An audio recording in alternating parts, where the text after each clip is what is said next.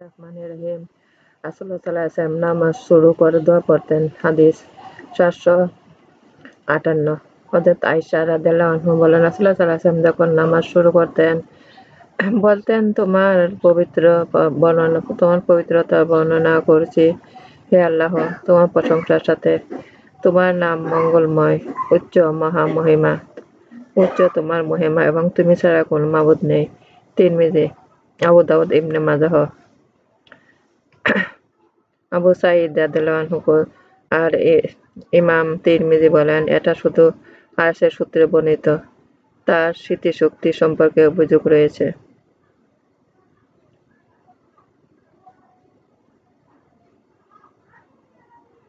নামাজে রাসূল সাল্লাল্লাহু আলাইহি ওয়াসাল্লামকে অনুসরণ করতে হবে। হাদিস 460।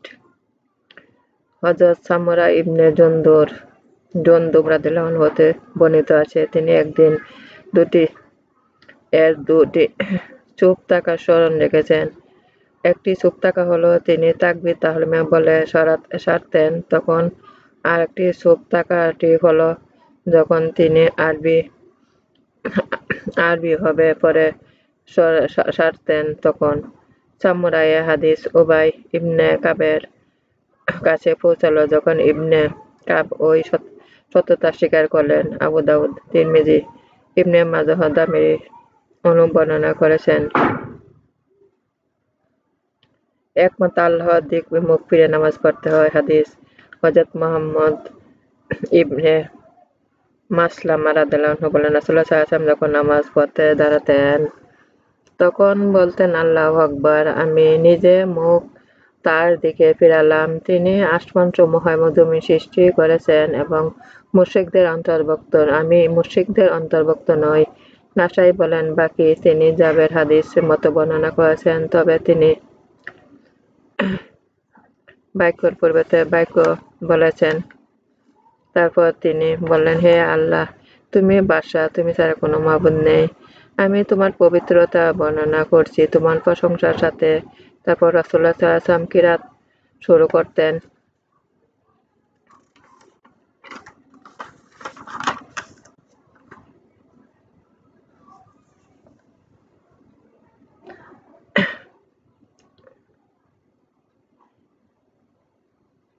বিসমিল্লাহর সাথে নামাজ শুরু করতে হয়। হাদিস 785। হযরত আব্দুল্লাহ ইবনে আব্বাস রাদিয়াল্লাহু আনহু রাসূলুল্লাহ সাল্লাল্লাহু আলাইহি ওয়াসাল্লাম বিসমিল্লাহর সাথে নামাজ শুরু করতেন। ইমাম তিরমিজি এটা বর্ণনা করেছেন, বলেছেন এটা সনদ সদৃঢ় নহে।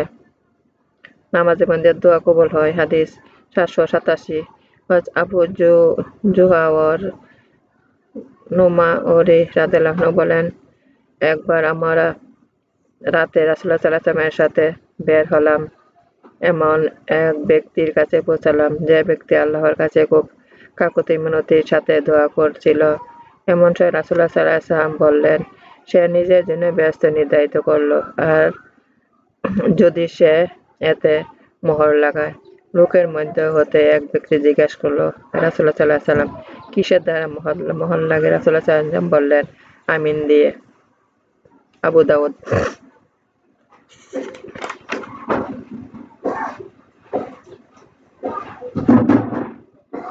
নামাজের মাধ্যমে আল্লাহর দিদার হয়। হাদিস 795। হযরত ইবনে আমর রাদিয়াল্লাহু আনহু বলেন, রাসূলুল্লাহ সাল্লাল্লাহু আলাইহি ওয়াসাল্লাম বলেছেন, নামাজি আপন পরওয়ারদিগারের সঙ্গে নিরালা আলাপ করে, সুতরাং তার দেখা উচিত সে তার সাথে কি আলাপ করেছে। অতএব একজন কুরআন পড়ার সময় অপরে যেন বড় করে কোরআন না পড়ে। আহমদ। নামাজে ইমামের অনুসরণ করতে হয়। হাদিস 796। হযরত আবু হুরায়রা রাদিয়াল্লাহু আনহু বলেন, রাসূলুল্লাহ সাল্লাল্লাহু আলাইহি ওয়াসাল্লাম বলেছেন, ইমাম এর জন্য নির্ধারিত হয়েছে যাতে তার অনুসরণ করা হয়। সুতরাং যখন ইমাম আল্লাহু আকবার বলবে তোমরাও আল্লাহু আকবার বলবে। যখন তিনি কোরআন পড়বেন তখন তোমরা চুপ থাকবে। আবু দাউদ, নাসাই।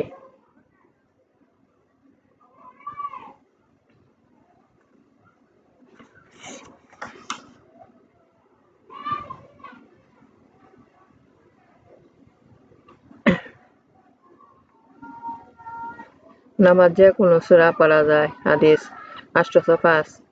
হযরত আব্দুল্লাহ ইবনে উতবা ইবনে মাসউদ রাদিয়াল্লাহু আনহু বলেন, একবার রাসূলুল্লাহ সাল্লাল্লাহু আলাইহি ওয়াসাল্লাম মাগরিবের নামাজের হামিম সূরা হামিম আদ-দোকান পাঠ করেছিলেন। নাসাই।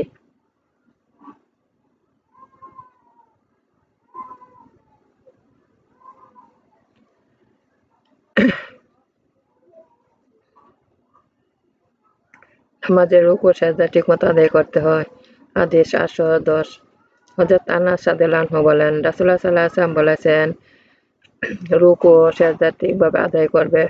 আল্লাহর কসম, আমি নিশ্চয়ই তোমাদেরকে দেখি আমার পিছনের দিকে হতেও। বুখারী ও মুসলিম।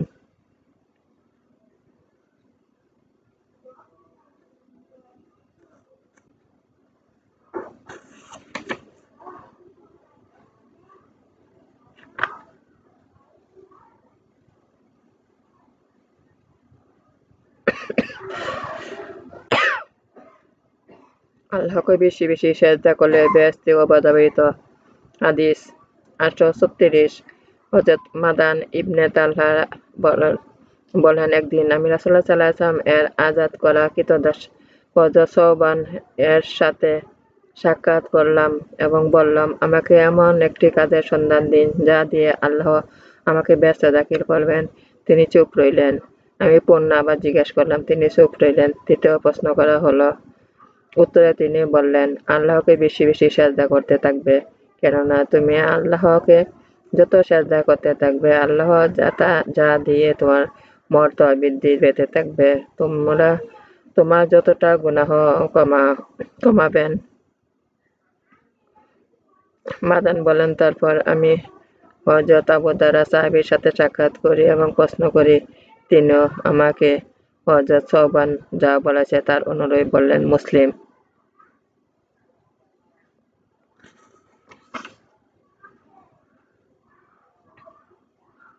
রাসূল সাল্লাল্লাহু আলাইহি ওয়াসাল্লাম তিনটি কাজ করতে নিষেধ করেছেন।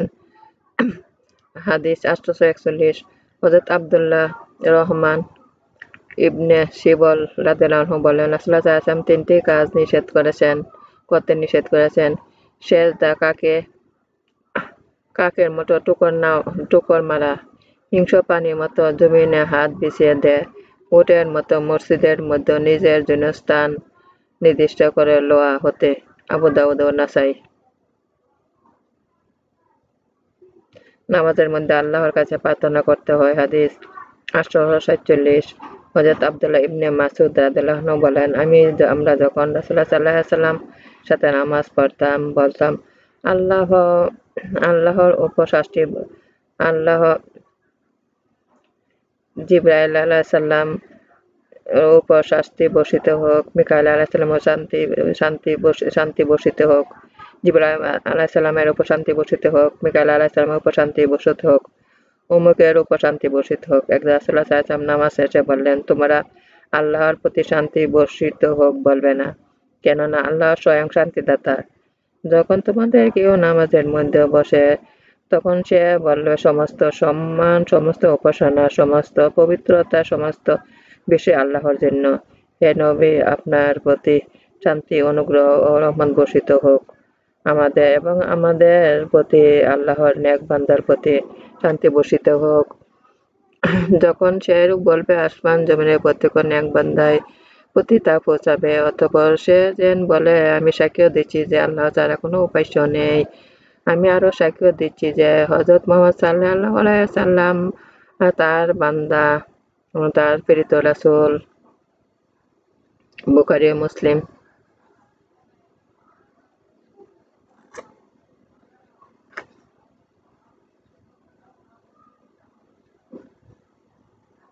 যে বেশি দরুদ পড়বে সে কিয়ামতের দিন রাসূলুল্লাহ সাল্লাল্লাহু আলাইহি ওয়াসাল্লাম নিকটবর্তী হবে। হাদিস 861।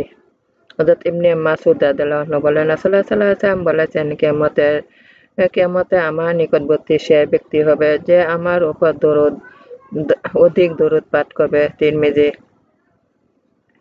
ফেরেশতাগণ সালাম পৌঁছে দেন। হাদিস 862। হযরত ইবনে মাসউদ রাদিয়াল্লাহু আনহু বলেন, রাসূলুল্লাহ সাল্লাল্লাহু আলাইহি ওয়াসাল্লাম বলেছেন, আল্লাহর কতক ফেরেশতা রয়েছে যারা পৃথিবীতে ভ্রমণ করে এবং আমার উম্মতকে সালাম পৌঁছে দেন। নাসাই ও দামেরি রাসূলুল্লাহ সাল্লাল্লাহু আলাইহি ওয়াসাল্লামের প্রতি সালাম প্রেরণ করলে তিনি শুনতে পান।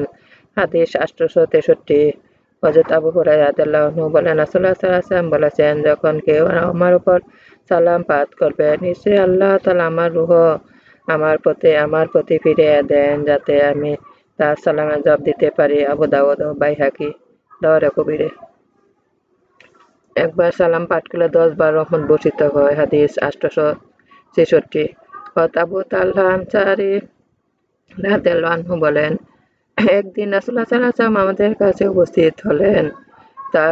তখন তার মুখমণ্ডলে খুব খুশির ভাব পরিলক্ষিত হয়েছিল এবং বললেন, আমার কাছে জিবরাইল আলাইহিস সালাম এসেছিল। তিনি বলেছেন, হে মুহাম্মদ, আপনার রব বলেছে, এটা কি আপনার সন্তুষ্ট বিধান করবে না যে আমার উম্মতের যে কেউ আমার উপর একবার দরুদ পাঠ করবে, নিশ্চয়ই আল্লাহ আমি তার উপর 10 বার রহমত নাজিল করব। এরূপে আমার উম্মতের কেউ আপনার প্রতি একবার সালাম পাঠ করবে, আমি তার প্রতি 10 বার রহমত বর্ষিত করব। নাসাই ও দামেরি দোয়া করার পূর্বে দোয়া পাঠ করতে হয়। হাদিস 869। হযরত আব্দুল্লাহ ইবনে মাসউদ রাদিয়াল্লাহু আনহু বলেন, একদিন নামাজ পড়ছিলাম আর রাসূলুল্লাহ সাল্লাল্লাহু আলাইহি ওয়াসাল্লাম সেখানে উপস্থিত ছিলেন এবং আবু বকর ও উমর তার সাথে ছিলেন। তো আমি যখন বললাম, প্রথমে আল্লাহ তাআলা গুণগান করলাম, তারপর রাসূলুল্লাহ সাল্লাল্লাহু আলাইহি ওয়াসাল্লামের উপর দরুদ পাঠ করলাম, তারপর আমার নিজের জন্য দোয়া করতে লাগলাম, তখন রাসূলুল্লাহ সাল্লাল্লাহু আলাইহি ওয়াসাল্লাম বললেন, প্রার্থনা করো তোমাকে দেয়া হবে। রাসূলুল্লাহ সাল্লাল্লাহু আলাইহি ওয়াসাল্লাম তখন বললেন, প্রার্থনা করো তোমাকে দেয়া হবে। তিরমিজি।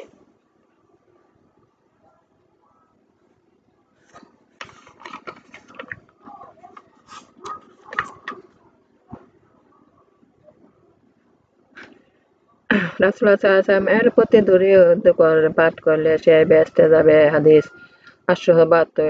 হযরত রুওয়াইফা ইবনে সাবিত আনসারী রাদিয়াল্লাহু আনহু বলেন, রাসূলুল্লাহ সাল্লাল্লাহু আলাইহি ওয়াসাল্লাম বলেছেন, যে ব্যক্তি মুহাম্মদের উপর দরুদ পাঠ করবে এবং বলবে, হে আল্লাহ,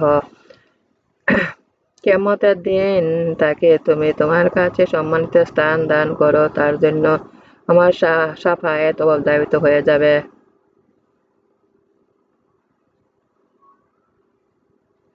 একবার দরুদ পাঠে প্রতিদান 70 বার। হাদিস 875। হযরত আব্দুল্লাহ ইবনে আমর রাদিয়াল্লাহু আনহু বলেন, যে ব্যক্তি রাসূলুল্লাহ সাল্লাল্লাহু আলাইহি ওয়াসাল্লাম এর উপর একবার দরুদ পাঠ করবে, আল্লাহ তার ফেরেশতাগণ তার উপর 70 বার দরুদ পাঠ করবে। আহমদ।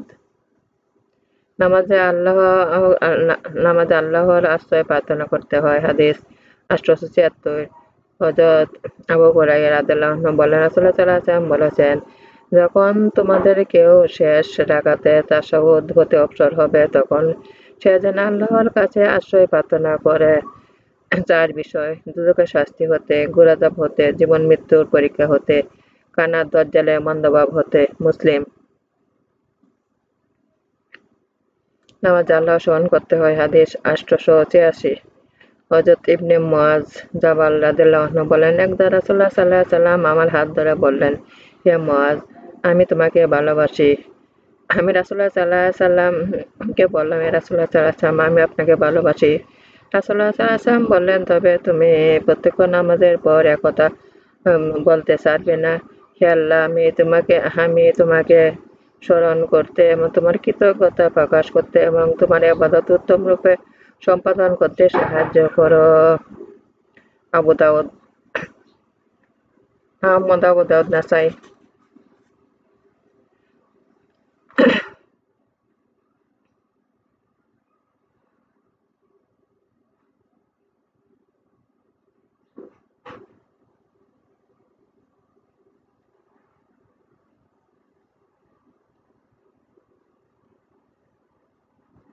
হাদিস নামাজের জন্য উৎসাহ দান। হাদিস 893। আনাস রাদিয়াল্লাহু আনহু বলেন, রাসূলুল্লাহ সাল্লাল্লাহু আলাইহি ওয়াসাল্লাম নামাজের প্রতি উৎসাহ দান করেছেন এবং নামাজ থেকে তার বাইরে যাবার আগে তাদের বাইরে যেতে নিষেধ করেছেন। আবু দাউদ।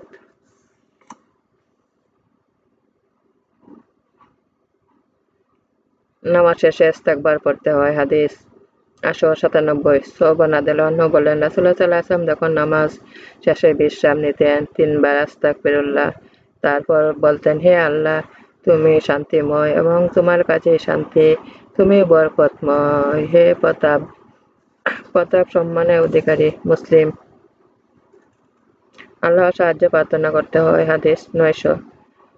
সাদ ইবনে আবি ওয়াক্কাস রাদিয়াল্লাহু আনহু হতে বর্ণিত আছে, তিনি তার সন্তানদের এ বাক্য শিক্ষা দিতেন এবং বলতেন, রাসূলুল্লাহ সাল্লাল্লাহু আলাইহি ওয়াসাল্লাম নামাজের পর এই বাক্য দ্বারা আল্লাহর কাছে আশ্রয় চাইতেন, হে আল্লাহ, আমি তোমার কাছে আশ্রয় চাই কৃপণতা, কাপুরুষতা, অকর্মতা, বয়স থেকে তোমার কাছে আশ্রয় চাই দুনিয়ার ফিতনা এবং কবরের শাস্তি হতে। বুখারী। নামাজ শেষে তাসবিহ পড়া। হাদিস 902। হযরত কাব ইবনে উজরা রাদিয়াল্লাহু আনহু বলেন, রাসূলুল্লাহ সাল্লাল্লাহু আলাইহি ওয়াসাল্লাম বলেছেন, প্রত্যেক নামাজের পরে কতিপয় বাক্য আছে, সেগুলো যারা পড়বে তখন নিরাশ হবে না। 33 বার সুবহানাল্লাহ, 33 বার আলহামদুলিল্লাহ এবং 34 বার আল্লাহু আকবার। মুসলিম। শেষ সাথে প্রার্থনা কবুল হয়। হাদিস 904। হযরত আব্দুল্লাহ উমামা বাহিলী রাদিয়াল্লাহু আনহু বলেন, একদিন রাসূলুল্লাহ সাল্লাল্লাহু আলাইহি ওয়াসাল্লামকে জিজ্ঞেস করা হলো, হে রাসূলুল্লাহ সাল্লাল্লাহু আলাইহি ওয়াসাল্লাম, কোন দোয়া দ্রুত কবুল হয়? তিনি বললেন, শেষ সাথে এবং ফরজ নামাজের পরে দোয়া। তিরমিজি।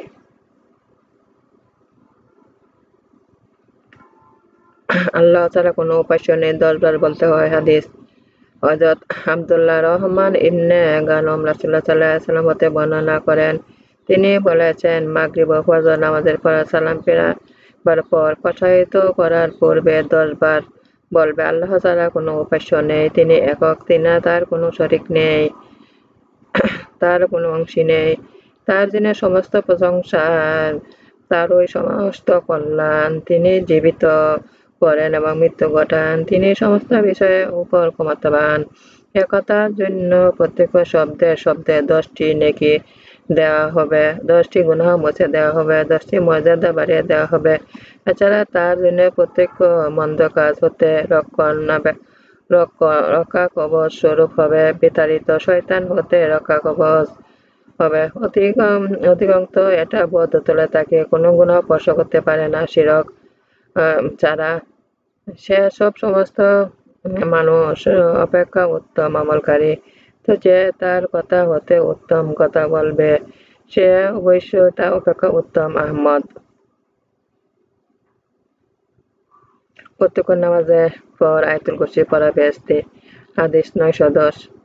হযরত আলী রাদিয়াল্লাহু আনহু বলেন, আমি রাসূলুল্লাহ সাল্লাল্লাহু আলাইহি ওয়াসাল্লামকে বলতে শুনেছি, তিনি এই মিম্বারে কাটে দাঁড়িয়ে বলতেন, যে ব্যক্তি প্রত্যেক নামাজের পর আয়াতুল কুরসি পড়বে, তার ব্যস্ত প্রবেশ করতে মৌতের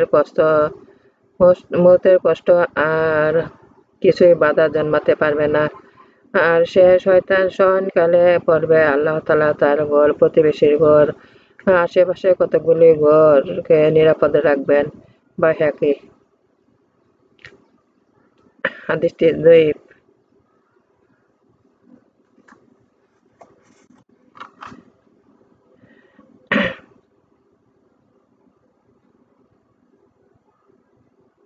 নামাজের মধ্যে এদিক সেদিক তাকানো যাবে না। হাদিস 917।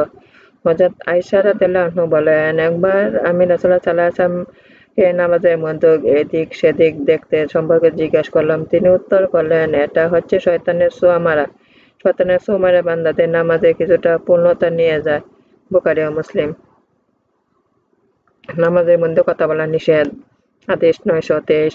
হযরত আব্দুল্লাহ ইবনে মাসউদ রাদিয়াল্লাহু আনহু বলেন, হাবাসা গমনের পূর্বে আমরা রাসূলুল্লাহ সাল্লাল্লাহু আলাইহি ওয়াসাল্লামকে তার নামাজে থাকা অবস্থায় সালাম করতাম, তিনি তাদের উত্তর দিতেন। যখন আমরা হাবশা হতে প্রত্যাবর্তন করলাম, তার কাছে আসলাম, তাকে নামাজে গেলাম, আমি তখন তাকে সালাম করলাম, কিন্তু তিনি আমার উত্তর দিলেন না, যাবৎ নামাজ না শেষ করলেন। অতঃপর বললেন, আমি আল্লাহ ইচ্ছা অনুসারে নতুন হুকুম করেন। এবার তিনি সে সকল হুকুম করেছেন, তার মধ্যে একটি হলো, তোমরা নামাজের মধ্যে কথা বলবে না। এটা বলার পর আমরা সালাম উত্তর দিলেন। অতঃপর বললেন, নামাজে শুধু কোরআন ও আল্লাহর জিকিরের জন্য। সুতরাং যখন তুমি নামাজে থাকবে তখন তোমার কাজ যেন এটাই হয়। আবু দাউদ।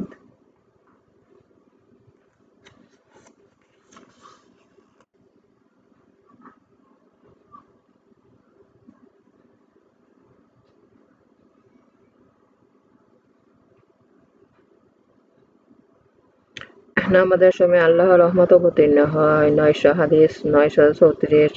হযরত আবু যর গিফারী রাদিয়াল্লাহু আনহু বলেন, রাসূলুল্লাহ সাল্লাল্লাহু আলাইহি ওয়াসাল্লাম বলেছেন, যখন তোমাদের কেউ নামাজে দাঁড়ায় তখন সে যেন তার সামনে কাপড় মোছার চেষ্টা না করে, কেননা তখন আল্লাহর রহমত তার সম্মুখীন রয়েছে। আহমদ, তিরমিজি, আবু দাউদ, নাসাই, ইবনে মাজাহ।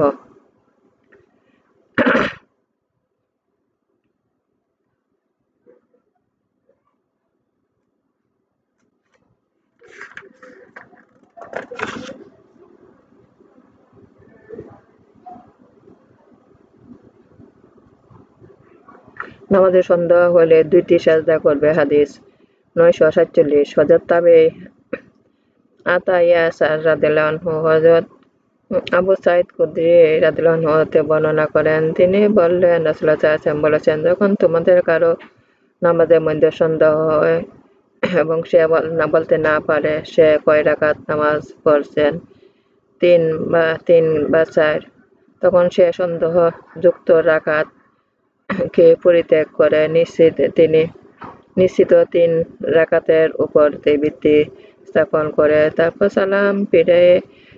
সালাম ফিরাবার পূর্বে ২টি সেজদা করে। যদি সে বাস্তব ৫ রাকাতই পড়ে তাহলে তার ২টি সেজদা তার নামাজকে বেজোর পরিণত করবে। যদি সে বাস্তবে ৪ রাকাতই পড়ে থাকে তাহলে ২ সেজদা শয়তানের দীক্ষা স্বরূপ। মুসলিম। হযরত ইমাম মালিক আতা হতে মুরসালরূপে বর্ণনা করেন, মালিকের উপর যদি সে ব্যস্ত ৫ রাকাতই পড়ে থাকে তাহলে ২ সেজদা বেজোর ৬ রাকাত করে নিবে। নামাজ ভুল হলে সেজদা হলো সমাধান। হাদিস ৯৫১। হযরত ইমরান ইবনে হুসাইন রাদিয়াল্লাহু আনহু বলেন, রাসূলুল্লাহ সাল্লাল্লাহু আলাইহি ওয়াসাল্লাম তাদের ইমামতি করালেন এবং ভুল করলেন অপর ২টি সেজদা করলেন, তারপর তাশাহুদ পড়লেন এবং এরপর সালাম ফিরালেন। তিরমিজি। তিনি বলেছেন, হাদিসটি গরীব। সেজদায় সাহু না দিলে নামাজ শুদ্ধ হবে না। হাদিস হযরত মুগীরা ইবনে শুআবা রাদিয়াল্লাহু আনহু বলেন, রাসূলুল্লাহ সাল্লাল্লাহু আলাইহি ওয়াসাল্লাম বলেছেন, যখন ইমাম প্রথম ২ রাকাতের পর না বসে দাঁড়িয়ে যায় তখন যদি সে সোজা হয়ে দাঁড়াবার পূর্বে স্মরণ করে তাহলে যেন পুনরায় বসে পড়বে, আর যদি সে সোজা হয়ে দাঁড়িয়ে তাহলে সে যেন না বসে। সুতরাং সাহুর জন্য ২ সেজদা করে। আবু দাউদ ও ইবনে মাজাহ।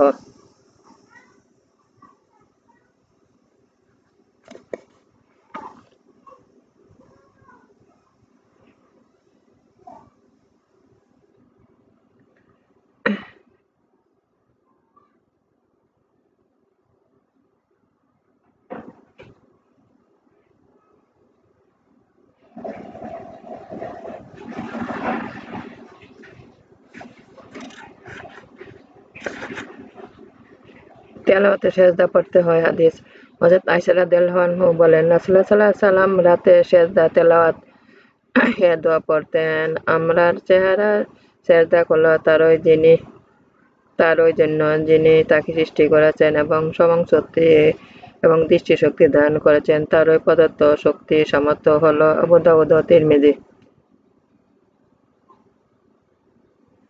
স্বপ্নে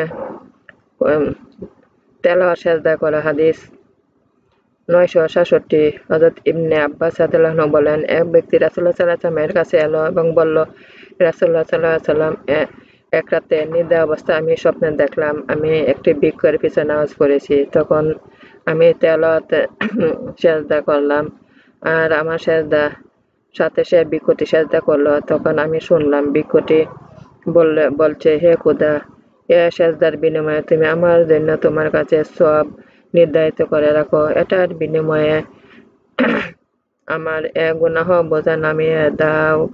আমার জন্য তোমার কাছে পুঁজি স্বরূপ জমা রাখো এবং এটা আমার পক্ষ হতে কবুল করো, যেভাবে তুমি তোমার বান্দাদের দাউদের পক্ষ হতে কবুল করেছ।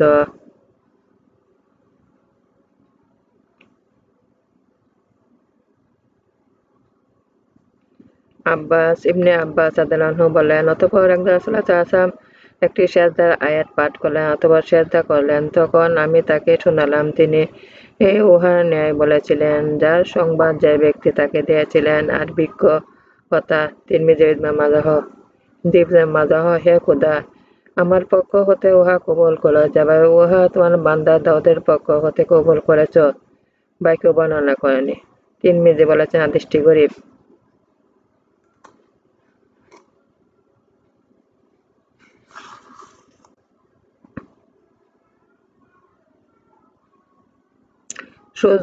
সূর্যোদয়ের সময় নামাজ পড়া যাবে না। হাদিস 970। হযরত ইবনে আব্দুল্লাহ ইবনে ওমর রাদিয়াল্লাহু আনহু বলেন, রাসূলুল্লাহ সাল্লাল্লাহু আলাইহি ওয়াসাল্লাম বলেছেন, তোমাদের মধ্যে কেউ যেন সূর্যোদয়ের সময় নামাজ পড়ার চেষ্টা না করে, সুতরাং সূর্য অস্ত যাওয়ার সময়ও না। অপর এক বর্ণনা আছে, সূর্যের কিনারা দেখা দেয় তখন নামাজ মওকুফ করবে যাবৎ না উহা পরিষ্কারভাবে জাহির হয়ে যায়। এরূপ সূর্যের কিনারা অস্ত যেতে আরম্ভ করবে তখন মওকুফ করবে না যাবৎ উহা পূর্ণভাবে অদৃশ্য হয়ে যায়। তোমরা তোমাদের নামাজ পিছিয়ে না সূর্যাস্ত বা সূর্যোদয় পর্যন্ত, কেননা সূর্য শয়তানের শিংয়ের মধ্যে উদিত হয়।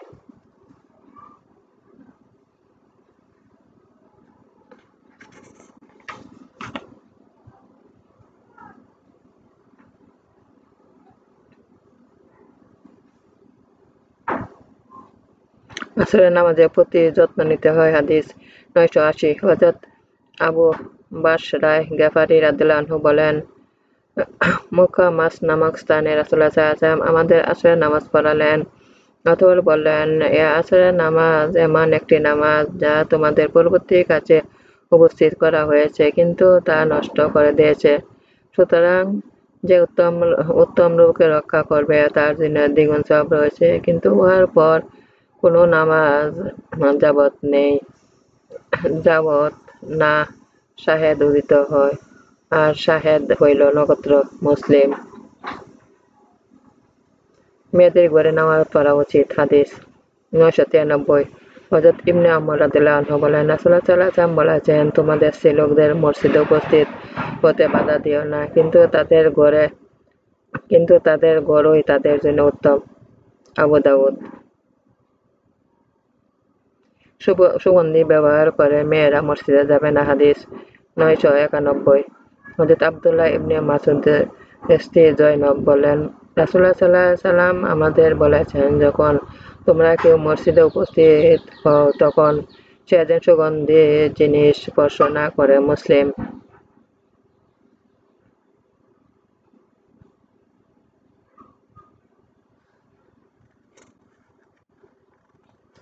মুসলিম। মহিলারা সুগন্ধি ব্যবহার করলে নামাজ হবে না। হাদিস 995। হযরত আবু হুরায়রা রাদিয়াল্লাহু আনহু বলেন, আমি আমার প্রিয় কাসেম সাল্লাল্লাহু আলাইহি সাল্লামকে বলতে শুনেছি, সে স্ত্রীলোকের নামাজ কবুল হবে না যে পর্যন্ত সে খুশবু ব্যবহার করেছে, যাবৎ না সে নাফাকি গোসলের ন্যায় গোসল করে। আবু দাউদ, নাসাই।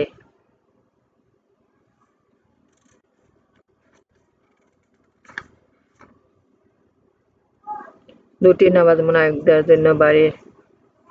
হাদিস 997। হযরত উবাই ইবনে কাব রাদিয়াল্লাহু আনহু বলেন, একদিন রাসূলুল্লাহ সাল্লাল্লাহু আলাইহি ওয়াসাল্লাম আমাদের ফরজ নামাজ পড়ালেন।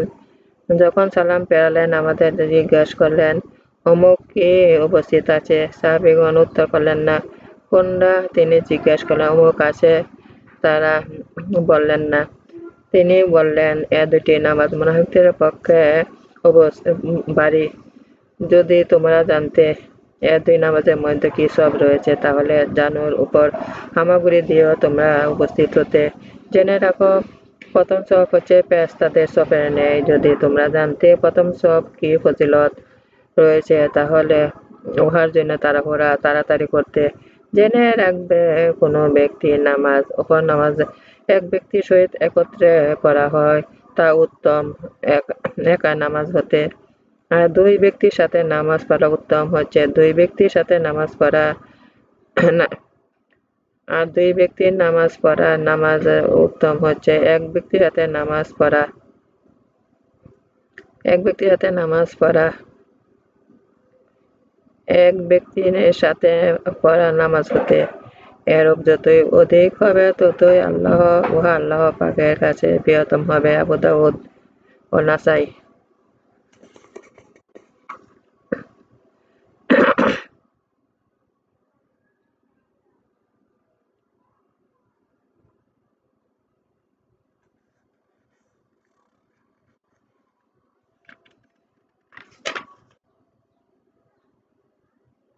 আমার নামাজ আমার উপাসনা আমার জীবন আমার মন সব আল্লাহরই।